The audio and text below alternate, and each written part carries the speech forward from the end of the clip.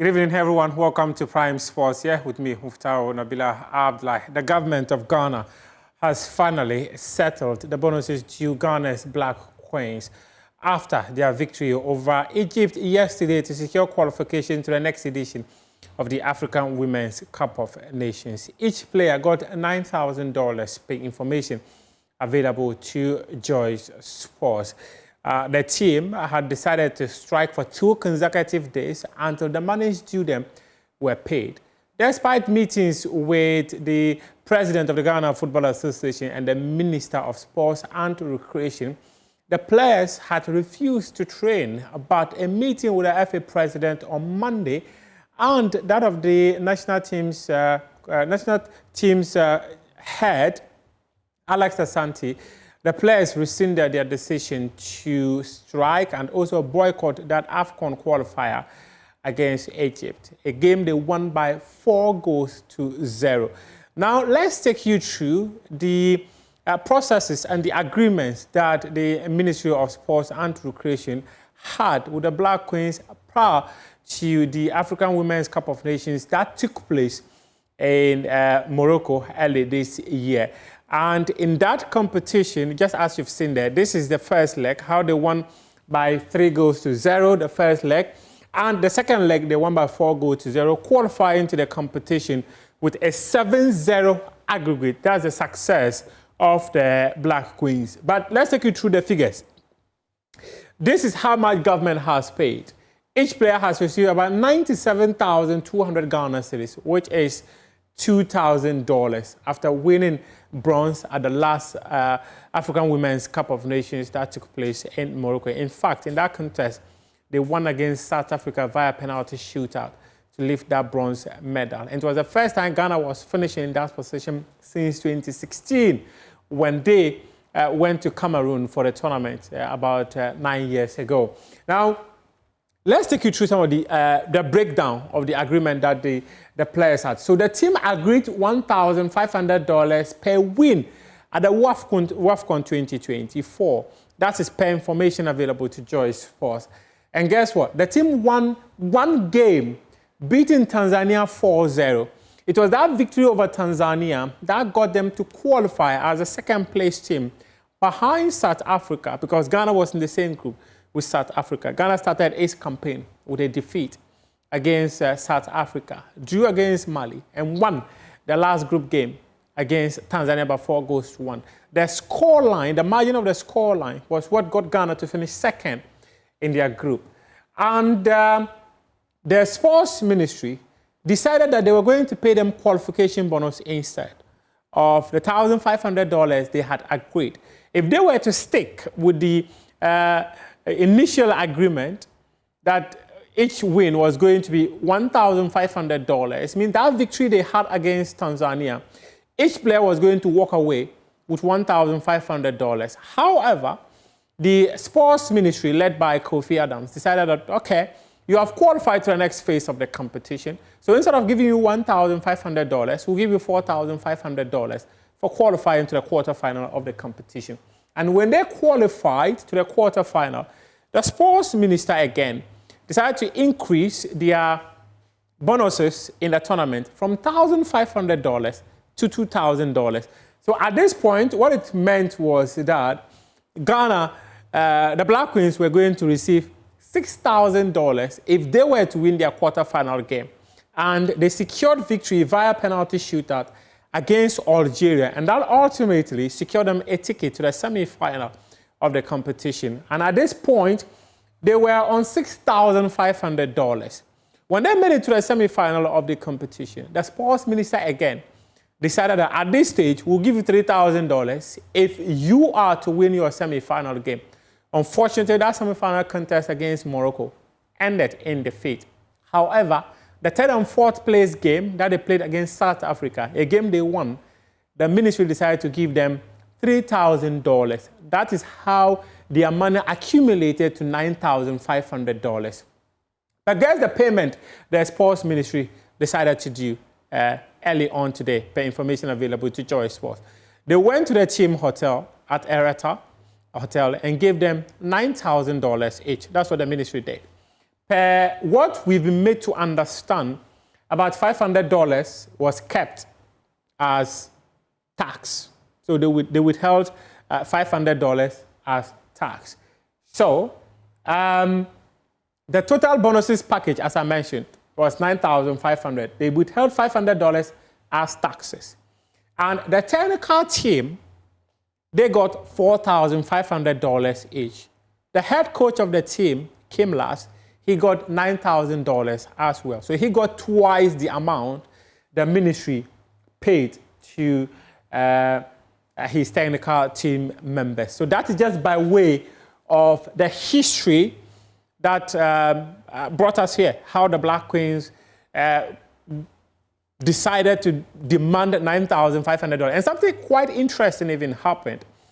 Apparently, the ministry had budgeted for the group stages. So when the team went beyond the group stages, they had to use the money that they had initially planned to use to pay them as bonuses, to pay their accommodation. That is why these bonuses delayed, per information available to Joy Sports. Now, let's go on the phone now and speak to one man who has covered this team extensively, Lawrence Baidu of Joy Sports. Lawrence, talk to us. What are the girls saying after the ministry gave them $9,000 instead of $9,500? So I think the money to the girls came last night after their game against Egypt. So by virtue of information that I got, two of the players who were leaving on the same night, I think one had to do it to Santua. She received a check in the dressing room right after the game.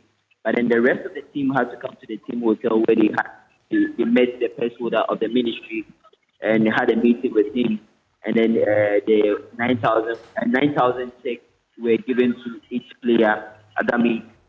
So at that moment, I mean, for some of them, it was a bit of a surprise. But then after being explained to that, the $500 was taken out for without taxes.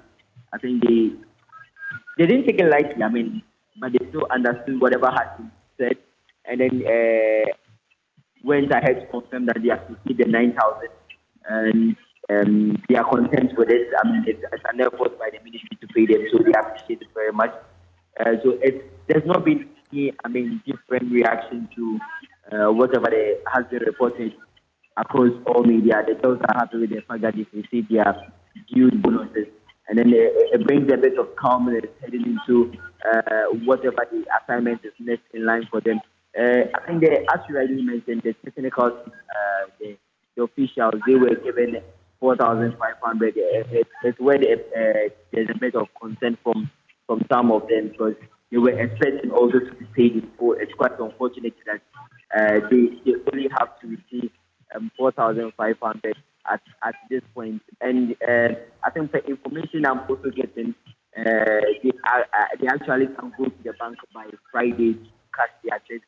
Until Friday, they've been asked to hold on and then go to the bank by Friday. So, by way of information, this is how much the girls and the technical team of the Black Queens have been paid.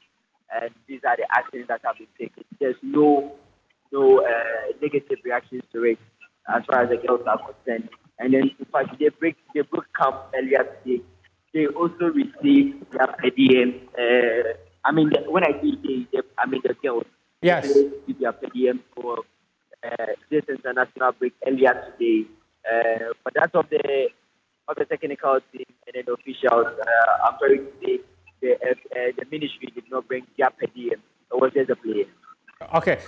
Lawrence, you were talking about disappointment, right? Were they disappointed that they were given 9,000 instead of 9,500? Is that what you said? I think last night, right through the end of the meeting, if you look at the body posture of these players, I don't think there was anything of disappointment. If there's anything, maybe the players would have kept it within themselves, but I didn't see any sign of disappointment. Okay.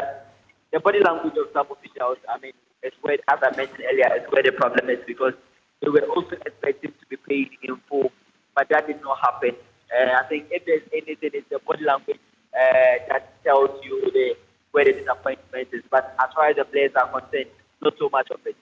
Lawrence, you are very close to these girls. How murky was this situation that they had to find themselves in?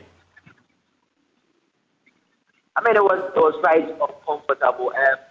If you spoke to some of them within the team, I mean, they started fighting for this as far as their departure from Ghana after the WAFCON tournament. And even before they regrouped in camp in Egypt for the first leg of that game against the Expatriates. What was more frustrating for them was the fact that when they traveled to Egypt, there was no press holder from the ministry. That was where it all started. So from there, the frustration began, and they were looking for it to be settled quite early. I was unfortunate that they had to go to the extent of boycotting or missing 2 training sessions back to back, and even miss the recovery training session after their return from Egypt. So it was quite frustrating for the players. I mean, if I was taken from the point of some of these foreign-based players, you are not expecting some of these things to happen. Quite unfortunate. But yeah, I can imagine how hard work it was for some of them. They've never seen anything like that before. Lawrence Baidu, thank you very much for your time. I'm extremely grateful. Lawrence Baidu is with Joy Sports, and he is our man when it comes to women's football. Now, let's take you through the list of countries that have qualified for the African Women's Cup of Nations. 12 countries have qualified so far, but CAF has increased the numbers to 16. What it means is that about 4 countries more will be qualifying to participate in the competition. So Algeria, Burkina Faso, making a return to the competition. Cape Verde, they are qualifying for the first time. Kenya also qualifying for the second time in their history when it comes to the women's AFCON. Ghana has been there since it began in 1998. Malawi, they are also making their debut in this competition. Morocco, they are the hosts. They are hosting the competition back-to-back. Nigeria, the defending champions and record winners of the competition. Senegal, South Africa, Tanzania, and Zambia. These are the countries that have qualified to participate in the tournament. And look at these countries. Head coach of the Black Queens, Kim Lass, actually believes that his girls have got a potential to win the tournament. That has been tough, of course. We played the first game after just 2 days together when we were away for almost 3 months after the WAFCON summer. But we came together like always with good energy. We have a good spirit together. We work hard, and we are always doing the best for each other. So even if we're like in the first half of the day, we are struggling a little bit, it's still that we always comes back. We always come back, and you can see in the second half we play a beautiful football that everybody can enjoy, and the most important, we win with 4-0, in total 7-0. I mean, we're talking about the final step to come into the WAFCON, so it's a great result and a great performance.